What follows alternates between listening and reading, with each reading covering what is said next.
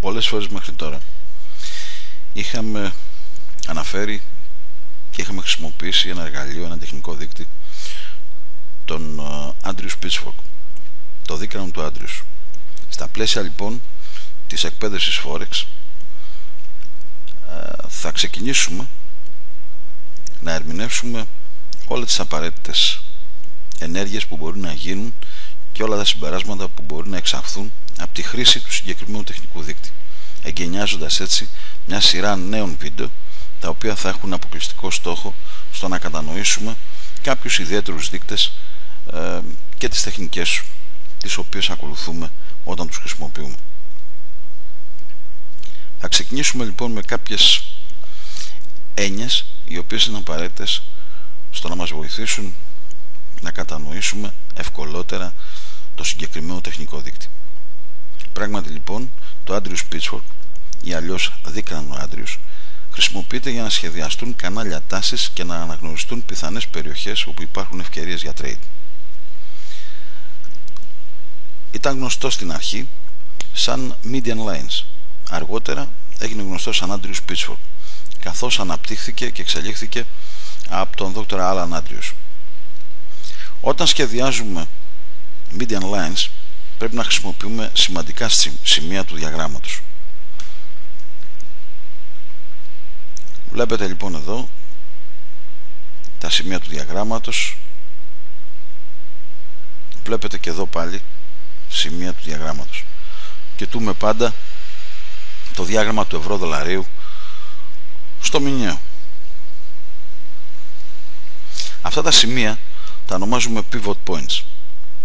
Προσέξτε όμως, διότι δεν είναι τα ίδια σημεία που υπολογίζουμε για να προβλέψουμε την τιμή, τα γνωστά άλλα σημεία pivot. Αυτά λοιπόν τα σημεία είναι ακραία σημεία, στα οποία η τιμή αλλάζει και γυρίζει προς την αντίθετη κατεύθυνση. Βλέπετε εδώ, μετά από μια ανωδική κίνηση έχουμε γύρισμα πτωτικό και μετά από το πτωτικό γύρισμα πάλι ανωδικό. Στη συνέχεια πτωτικό. Έχουμε τρία λοιπόν ακραία σημεία στα οποία η τιμή αλλάζει κατεύθυνση. Μπορεί να τα συναντήσει κάποιος να αναφέρονται σαν reaction high και low.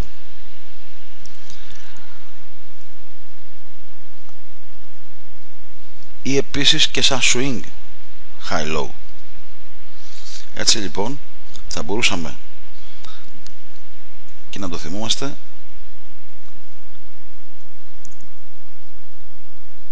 reaction high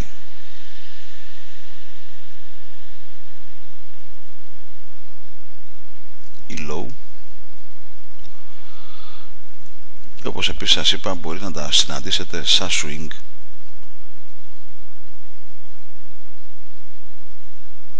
high low.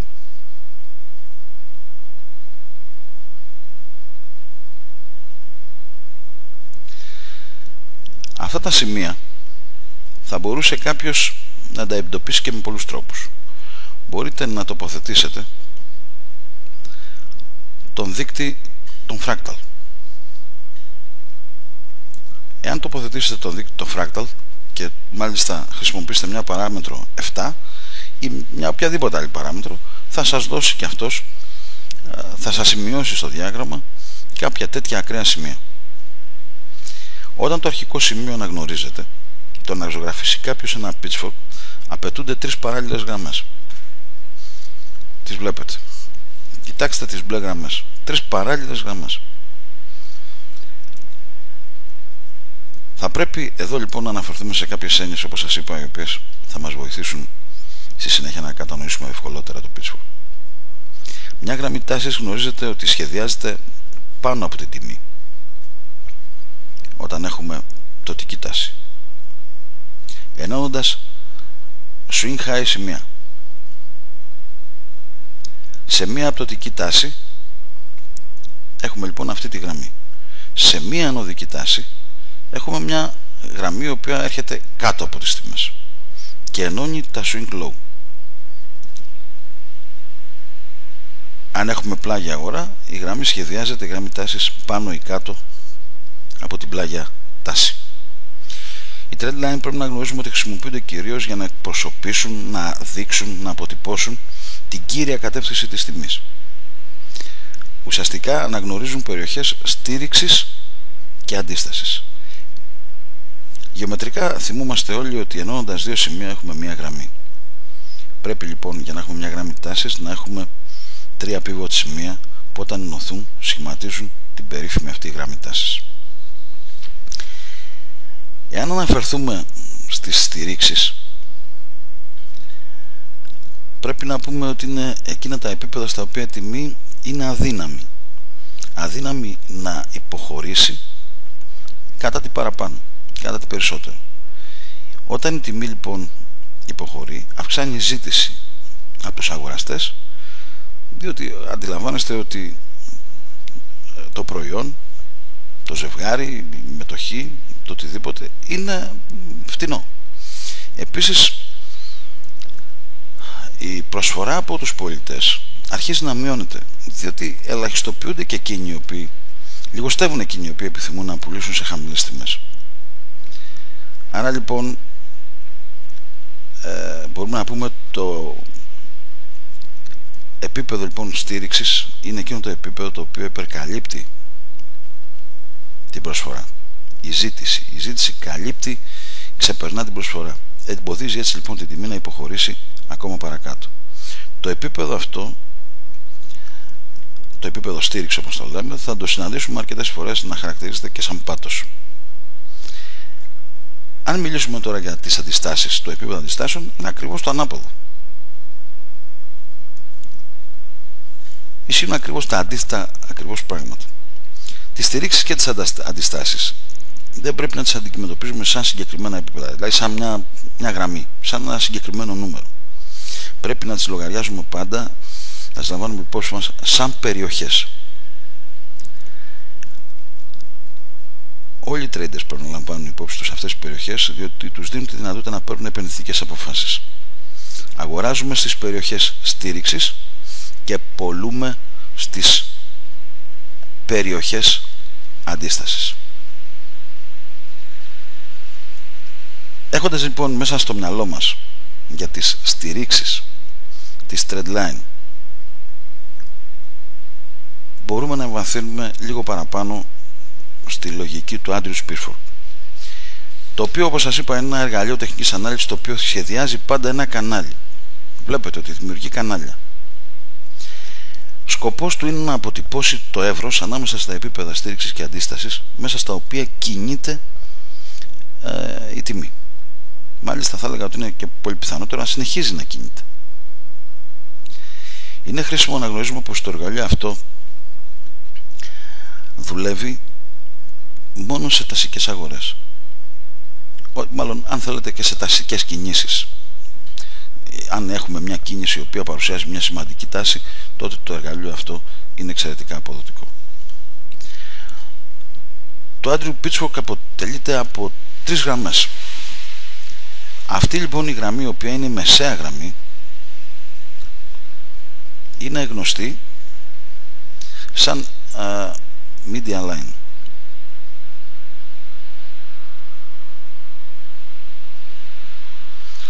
Η γραμμή λοιπόν αυτή είναι η median line.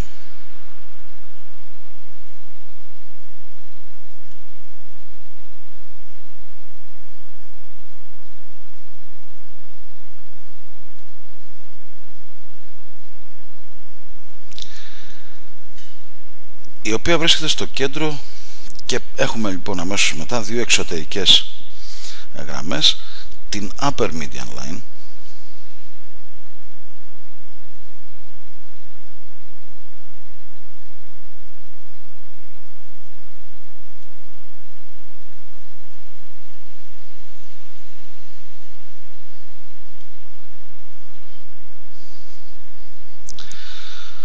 και την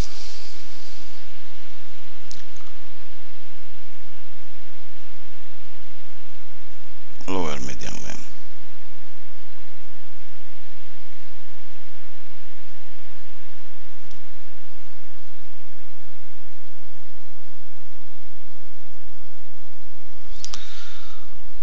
Αυτές λοιπόν τις γραμμές αποτελούν και δημιουργούν το pitchfork.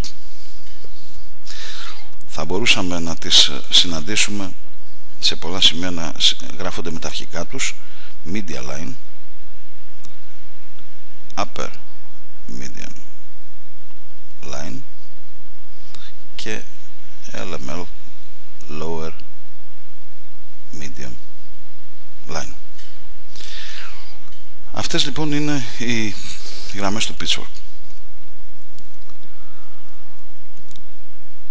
Οι upper και οι lower median line, οι εξωτερικές, οι δύο εξωτερικές, λειτουργούν σαν επίπεδα στήριξης και αντίστασης. Η μεσαία γραμμή μπορεί να λειτουργήσει και σαν στήριξη και σαν αντίσταση.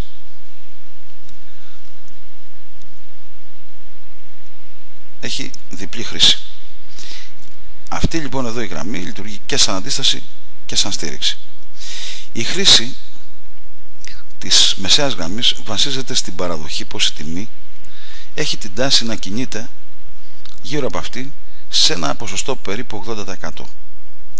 Το κανάλι που δημιουργείται από τη μεσαία γραμμή θα αποτυπώσει την τάση ώσπου η τιμή να ξεφύγει από το κανάλι, λόγω μιας μεγάλης αλλαγής στην κατεύθυνση της αγοράς. Τελικά θα διαμορφωθεί μετά από αυτό μια καινούργια τάση. Βλέπετε, δείχνει την κατεύθυνση της αγοράς. Εδώ προκύπτει κάποια αλλαγή και έχουμε αλλαγή στην κατεύθυνση της αγοράς. Δημιουργείται μια καινούργια τάση.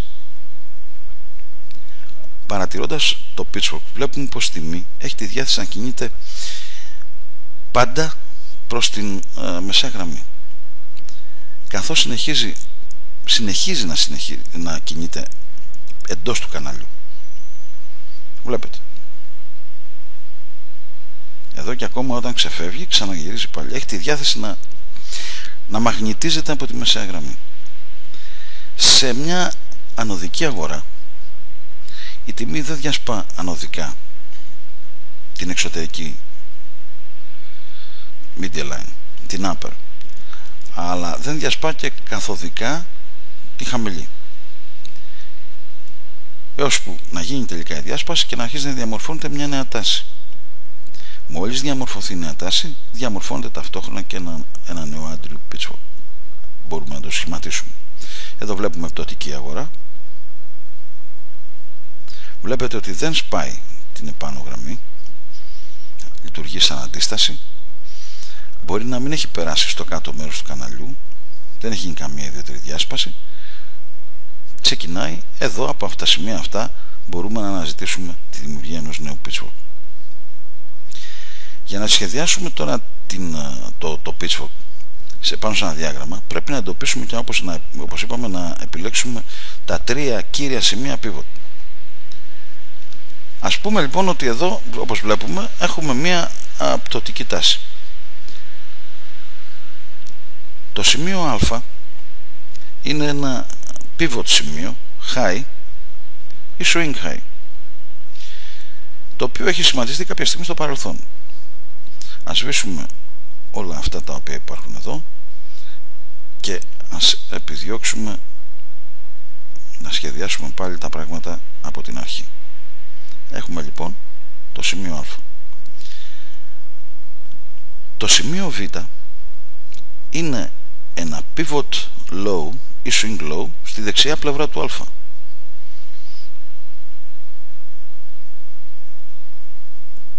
Και το σημείο σ είναι ένα pivot high ή swing high στη δεξιά πλευρά του β. Βλέπετε, ξεκινάμε από το σημείο α και κινούμαστε προς τα δεξιά σχηματίζοντας το β και το σ. Πολλές φορές θα το δείτε σαν σημείο 1, 2,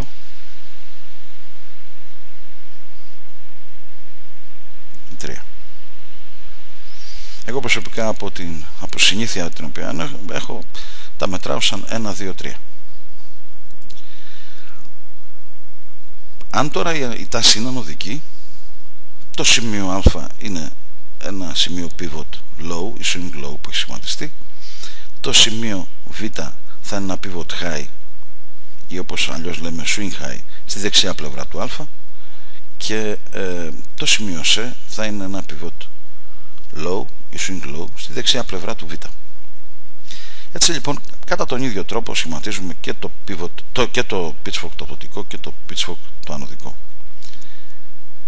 Εφόσον έχετε επιλέξει τα σημεία, το πρόγραμμα του MetaTrader τοποθετεί αυτόματα το εργαλείο του pitchfork. Σε ένα άντριο pitchfork που θα σχεδιάσουμε, θα παρατηρήσουμε πως η μεσαία γραμμή περνά από το μέσο της απόσπασης των σημείων Β και Σ. Τι ακριβώς εννοώ? Το σημείο λοιπόν που ενώνει η απόσταση των σημείων Β και Σ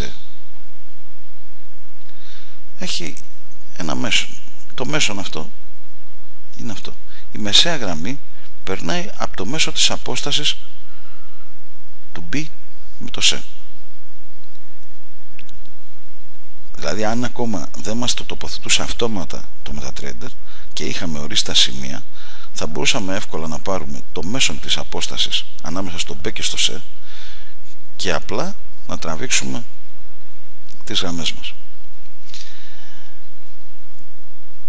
Από τη θέση του σημείου Α, η μεσαία γραμμή, η median line, ελέγχει την κλίση του δίκρανου. Από το που θα είναι το σημείο Α, επαναλαμβάνω, εξαρτάται η κλίση που θα έχει το δίκρανο. Πρέπει πάντα να έχουμε μέσα στο μυαλό μας πως μια πολύ έντονη κλίση, αλλά και μια πολύ ουδέτερη κλίση, μια flat, μια επίπεδη κλίση, πρακτικά δεν είναι κλίση, αντιλαμβάνεστε, μπορεί να μην είναι αξιόπιστη και δεν έχει ίσως τη δυνατότητα να αποδώσει και να αποτυπώσει την τάση. Στην εφαρμογή του διαγράμματος, στην εφαρμογή του pitchfork στο διάγραμμα, υπάρχει πάντα ένας βαθμός υποκειμενικότητας. Ο καλύτερος τρόπος για να ελέγξουμε εάν έχουμε τοποθετήσει το pitchfork σωστά είναι να έχουμε την επιβεβαίωση από την ίδια την τιμή. Δηλαδή η τιμή να τεστάρει τις γραμμές του pitchfork και να συμπεριφέρεται σύμφωνα με τους κανόνες. Τότε έχουμε κάνει σωστή επιλογή. Δεν υπάρχει κάποιος τρόπος για να ορίσουμε τα σημεία. Αυτό είναι και ο βαθμός υποκειμενικότητας. Γι' αυτό και πολλές φορές χρειάζεται να προσαρμόσουμε το pitchfork. Κάποιο από όλα αυτά τα σημεία είναι πιθανό να χρειαστεί να το μετακινήσουμε. Κάποια κεριά μπροστά ή κάποια κεριά πίσω. Τότε τα κανάλια και εκείνης της τιμής βλέπουμε να λειτουργούν πιο υπάρχει βαθμός υποκειμενικότητας και πρέπει να το έχουμε πάντα υπόψη μας. Είναι αρκετά σημαντικό.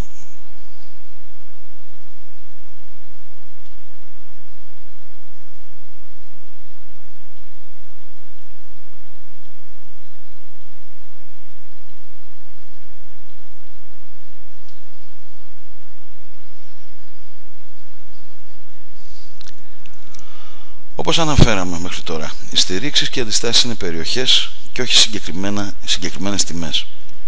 Επομένως, η τιμή δεν είναι απαραίτητο να γυρίζει ακριβώς πάνω στις γραμμές του pitchfork, που σημαίνει ότι κατά μήκος των γραμμών μπορούμε να σχηματίσουμε παράλληλες γραμμές εντός ή εκτός του καναλιού.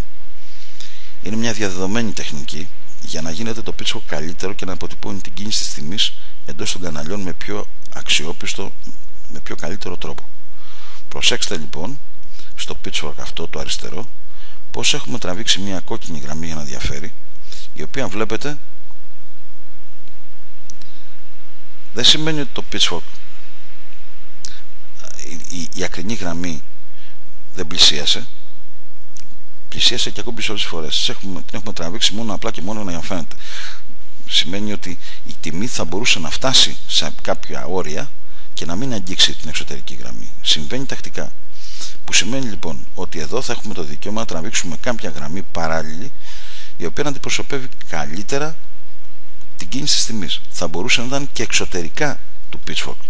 Θα μπορούσε να ήταν, από την έξω πλευρά.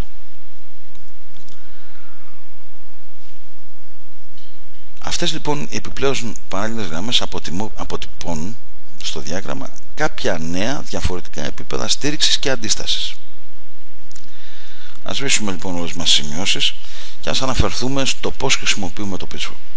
Υπάρχει πλήθος τρόπων για να το χρησιμοποιήσουμε στο trade ο καθένας από εμάς. Τα κανάλια που δημιουργεί το δίκραμα του Άντριους βοηθούν όλους εμάς να αναγνωρίσουμε τις καλύτερες περιοχές για αγορά κοντά σε πάτους και για πωλήσεις κοντά σε κορυφές. Ο πιο συνηθισμένος τρόπος είναι η αγορά του προϊόντος όταν η τιμή φτάνει στην lower median line, όταν η τιμή φτάνει στην εξωτερική χαμηλή γραμμή του pitchfork.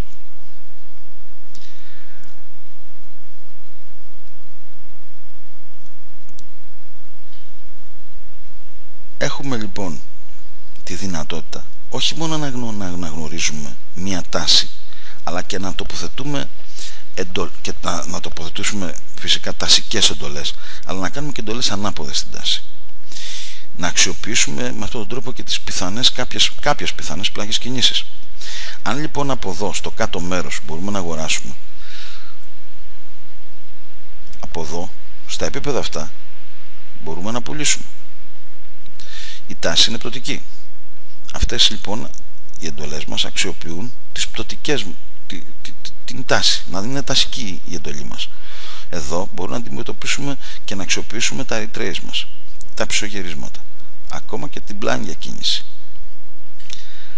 Βέβαια, ευελπιστούμε στις τασικές εντολές τα μεγαλύτερα κέρδη και εδώ απλά ίσως κάποιες κινήσεις μικρότερες. Παρατηρώντας το διάγραμμα θα διαπιστώσουμε μια διάθεση της τιμής να μαγνητίζεται, να έλκεται από τη μεσαία γραμμή. Αυτό από μόνο του αποτελεί ένα τέλειο στόχο για να βγαίνουμε από την αγορά, να κλείνουμε τις εντολές μας. Η median line θα μπορούσε να είναι ο τέλειος πραγματικά στόχος για να σημειώνουμε, να τοποθετούμε το take profit. Όταν έχουμε έναν οδικό pitchfork και βάλουμε μια εντολή αγοράς, αντιλαμβανόμαστε ότι είναι σύμφωνη με την τάση. Η median line μπορεί να είναι ο πρώτος μας στόχος και η εξωτερική, η upper median line, να είναι ο δευτερεύον. Εάν στο ίδιο ενωδικό pitchfork τοποθετήσουμε μια εντολή πώλησης, πρακτικά ο μοναδικός μας στόχος δεν θα μπορούσε να είναι κάποιος άλλος από τη διόρθωση, το retracement της τιμής. Η median line λοιπόν πάλι θα αποτελούσε τον καλύτερο μας στόχο. Σε αυτό το pitchfork βλέπετε ότι αν εδώ τοποθετήσουμε εντολή πώλησης, ο στόχος μας είναι να βρούμε τη μεσαία γραμμή. Και αν ήμασταν στην κάτω γραμμή και τοποθετούσαμε εντολή ανωδική, πάλι ο στόχος μας θα ήταν το retrace μέχρι τη μεσαία γραμμή. Πρέπει να πούμε πως όπως με κάθε εργαλείο ή με κάθε τεχνική, έτσι και με το Άντριους pitchfork, δεν είναι δυνατόν να χρησιμοποιηθεί από μόνο του σαν μέθοδο για να κάνουμε trading. Το καλύτερο είναι να χρησιμοποιηθεί και με άλλους δείκτες ή με άλλες τεχνικές για να επιβεβαιώνουν ένα σήμα, για να επιβεβαιώνουν ένα trading signal, ένα entry, ένα ή αλλιώτικα ένα exit point. Χρειαζόμαστε δηλαδή πάλι και κάτι παραπάνω.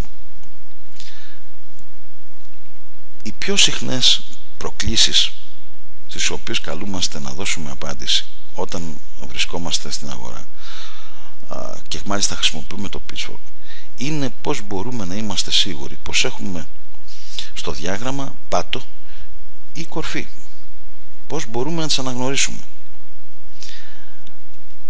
Διότι αν αναγνωρίσουμε πάτο μπορούμε να αγοράσουμε, αν αναγνωρίσουμε κορφή μπορούμε να πουλήσουμε.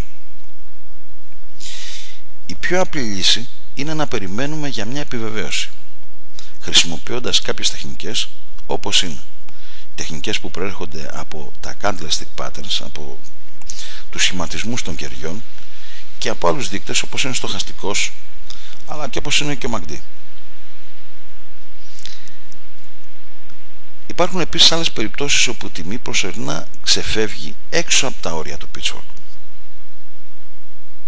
Σε αυτές τις περιπτώσεις πρέπει να είμαστε σίγουροι εάν η τιμή σχηματίζει νέα τάση και αν τότε θα πρέπει να τοποθετήσουμε εντολή. Δεν πρέπει να παρασυρθούμε σε καμία περίπτωση. Για να είμαστε σίγουροι ότι θα συμβεί κάτι τέτοιο, ότι πάμε για νέα τάση, πρέπει να περιμένουμε την τιμή για να δούμε αν θα γυρίσει μέσα στα όρια του pitchfork.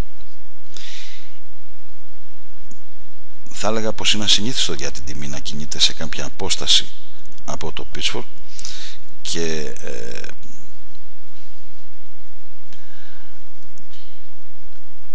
εφόσον κάτι τέτοιο συμβεί, αρχίσει και συμβαίνει κάτι τέτοιο, περιμένουμε να διασπάσει αυτή την απόσταση πριν τοποθετήσουμε την εντολή. Θα σας το δείξω σχηματικά.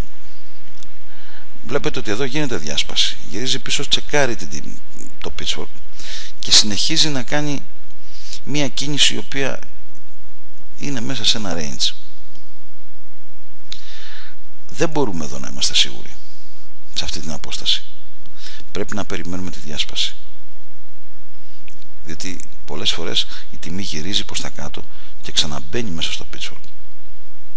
Εδώ δεν μπήκε, έγινε όμως η διάσπαση και τότε με τη διάσπαση θα έπρεπε να τοποθετήσουμε την εντολή μας.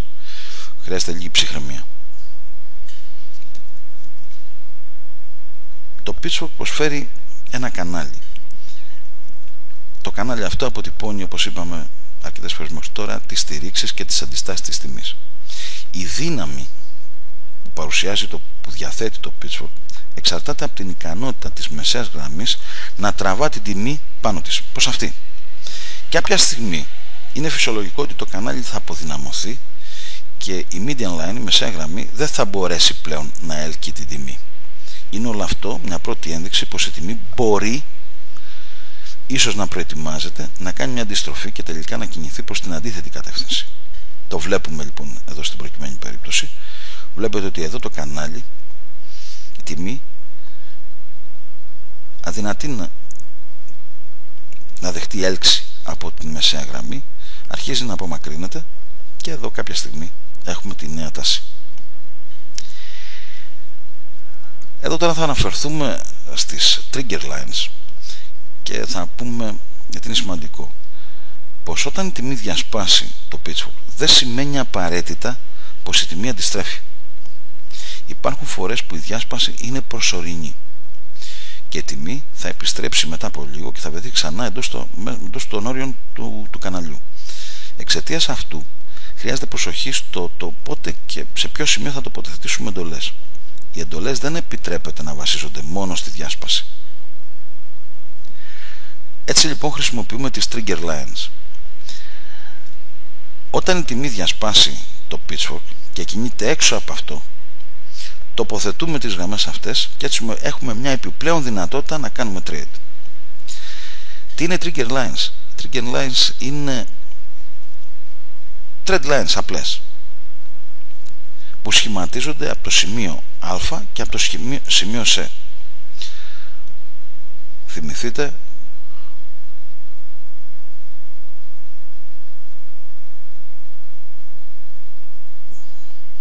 trigger line λοιπόν μπορεί να είναι μια γραμμή τέτοια. Θα τη δούμε στην πορεία τη χρήση της.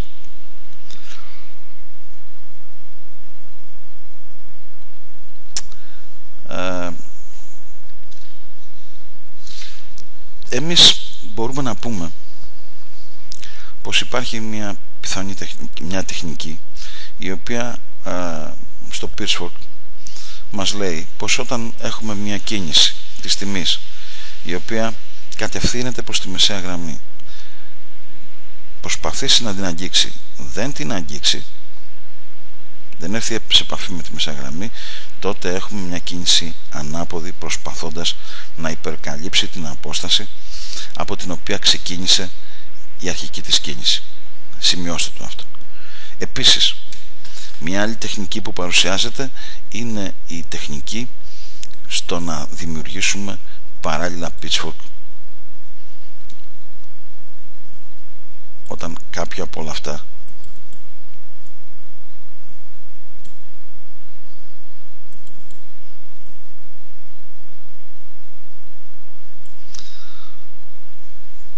δημιουργηθεί. Κοιτάξτε, έχουμε αυτό το βασικό, φέραμε ένα παράλληλο που έγινε διάσπαση εδώ, διασπάσαμε τη μεσαία γραμμή, γυρίσαμε, τη τσεκάραμε, φτάσαμε στην εξωτερική γραμμή, ξαναγυρίσαμε μέσα, τη διασπάσαμε. Βλέπουμε μία λογική. Μπορούμε λοιπόν να ακολουθήσουμε και μια τέτοια τακτική. Εμείς πρέπει να ξέρουμε ότι το Pitchfork έχει σαν μειονέκτημα πως κάποιες φορές είναι απαραίτητο να μετακινούμε τα σημεία για να έχουμε πιο ρεαλιστικό κανάλι της τιμής. Είναι ο βαθμός υποκειμονικότητας τον οποίο αναφέραμε στην αρχή. Και αυτό γιατί δεν υπάρχουν τυποποιημένοι κανόνες για τον καθορισμό των σημείων. Ο trader που χρησιμοποιεί το Pitchfork πρέπει να διαθέτει κρίση και όχι μόνο, πρέπει να διαθέτει και εμπειρία όταν σχεδιάζει κανάλια ή όταν επιλέγει σημεία. Είναι αυτό το οποίο όλοι καταλαβαίνουμε στην τεχνική ανάλυση, η υποκειμενική της φύση. Ακόμα και μια trend line να τραβήξουμε από τα ίδια σημεία δεν θα είναι καμία trend line ίδια με την άλλη. Η κάθε trend line του κάθε trader διαφέρει. Όπως σε πολλά σημεία της τεχνικής ανάλυσης, έτσι και με το Pitchfork πρέπει κάποιος να χτίσει εμπειρία, χρησιμοποιώντας την παρατήρηση και τους πειραματισμούς που μπορεί να κάνει με το συγκεκριμένο εργαλείο. Ο μόνος τρόπος για να καταλάβουμε ένα δείκτη, ένα εργαλείο, είναι εμείς οι ίδιοι να τον δούμε να δουλεύει, να δούμε πώς δουλεύει και ποιες περιπτώσεις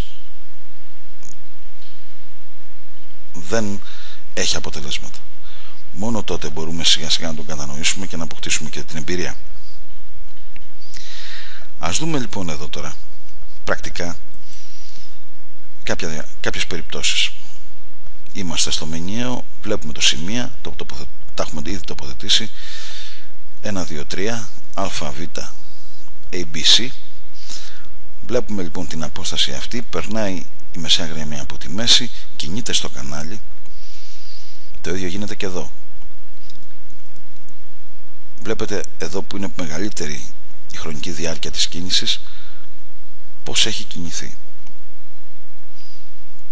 Εδώ λοιπόν έχουμε τραβήξει και αυτή τη γραμμή. Σας εξήγησα προηγουμένως ότι παρότι έχουμε ακουμπήσει την εξωτερική γραμμή, την έχουμε τραβήξει πλεονασματικά μόνο για να μπορέσουμε να κατανοήσουμε το πώς θα μπορούσαν να υπάρχουν και τέτοιου είδους γραμμές. Θα μπορούσαν να ήταν και εξωτερική. Ας πάμε σε ένα άλλο διάγραμμα και ας πάμε εδώ, στο ημερήσιο. Κοιτάξτε, έχουμε 1, 2, 3 ακραία σημεία. Σχηματίζεται αυτόματα το Pitchfork. Τάση μας είναι πτωτική.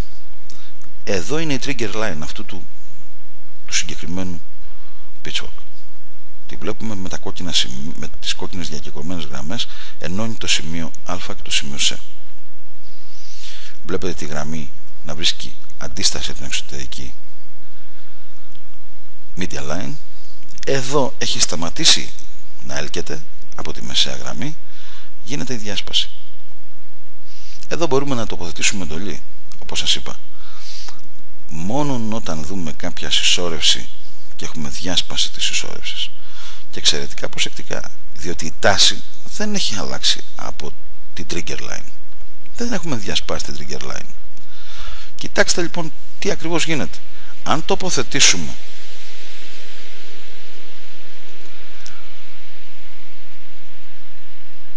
τα pivot, τα Fibonacci, συγγνώμη, θα δείτε λοιπόν ότι δεν έχουμε τίποτα παραπάνω παρά μία διόρθωση. Το τοποθετώ εδώ. Βλέπετε λοιπόν η τιμή κινήθηκε και έκανε ένα πισωγύρισμα, έκανε retrace γύρω στο 50%. Αυτομάτως μετά δημιούργησε κάποιο άλλο Pitchfork. Ήδη εδώ μπορούσαμε να δημιουργήσουμε πολλά Pitchfork. Στο τελευταίο όμως μας έδωσε τη δυνατότητα, να σβήσω το Fibonacci για να φαίνεται καλύτερα, να συνεχίσουμε στην τάση. Προσέξτε, σημείο ABC. Η trigger line είναι αυτή. Η τιμή βρίσκει στη μεσαία γραμμή, γυρίζει, βγαίνει απ' έξω, αντιστέκεται στο σημείο που ενώνονται οι δύο trigger line, στο συγκεκριμένο σημείο, και ξαναμπαίνει στο pitchfork και κάνει μια εξαιρετικά σημαντική κίνηση. Θα μπορούσαμε και με άλλους όρους τεχνικής ανάλυσης. Εδώ έχουμε κάποιο τρίγωνο. Ένα σχηματισμό τριγώνου, έγινε διάσπαση. Δεν τον αναφέρουμε απλά και μόνο διότι συζητούμε για το pitchfork. Υπάρχουν δηλαδή και άλλοι δείκτες οι οποίοι θα μπορούσαμε, οι άλλοι σχηματισμοί θα μπορούσαμε να τους αξιοποιήσουμε. Βλέπετε λοιπόν, ξαναμπήκε μέσα, πήγε στη μεσαία γραμμή, εδώ βγήκε, συσσόρευσε, πήγε ακόμα παρακάτω και η τάση μετά από κάποιο νέο pitchfork που δημιουργείται εδώ έφυγε προς τα πάνω. Ας πάμε στο τετράωρο. Εδώ θα δείτε πάλι μια εφαρμογή η οποία έχει αξία. Έχουμε ακραίες τιμές. Μιλάμε για τετράωρο διάγραμμα. Βλέπουμε λοιπόν ABC, το pitchfork. Κοιτάξτε την trigger line. Βγαίνει από το pitchfork τιμή, αντιστέκεται στην trigger line, ξαναγυρίζει πάλι μέσα. Κινείται παράλληλα με την εξωτερική γραμμή του pitchfork, ξαναβγαίνει, και εδώ είναι αυτό που σας είπα. Κοιτάξτε ένα βαθμό συσσόρευσης ο οποίος συμβαίνει. Εδώ λοιπόν στο βαθμό, όχι βαθμό συσσόρευσης, δεν είναι σωστή η έννοια, τα επίπεδα της συσσόρευσης. Εδώ έχει βγει έξω, αλλά εδώ ξαναγυρίζει πάλι. Που σημαίνει λοιπόν ότι σε αυτό το σημείο που γίνεται το πρώτο γύρισμα, εδώ περιμένουμε, εδώ έχουμε πάτο. Πού θα μπορούσαμε να μπούμε? Στα σημεία αυτά. Εδώ σκεφτείτε να έχετε τοποθετήσει εντολή και ξαφνικά να βρεθείτε ανάποδα, ή να χρειαστείτε να κλείνετε εντολές. Εδώ δουλεύουμε για το spread μόνο, και το πιο πιθανό είναι ότι κάνουμε και ζημιές. Σωστή εκτίμηση είναι η εκτίμηση η οποία φέρνει κέρδη. Δεν σημαίνει ότι μπορεί να φέρνει πολλά, αλλά από το να φέρνει ζημιά είναι προτιμότερο. Και μην ξεχνάτε ότι θα έχει πάντα και την πιθανότητα να φέρει και μεγαλύτερα κέρδη. Πιστεύουμε ότι βοηθήσαμε. Περιγράψαμε τη λειτουργία του, περιγράψαμε την έννοιά του και τις εφαρμογές του. Αυτού του εργαλείου γνωστού ως Andrews Pitchfork, ως Median Line, ως δίκρανο του Andrews, θεωρούμε ότι είναι αξιόλογο. Όποιος μπορέσει να εξοικειωθεί μαζί του θα τον βοηθήσει σημαντικά και σε intraday αλλά και σε επίπεδο swing κινήσεων. Ευχόμαστε καλά κέρδη σε όλους.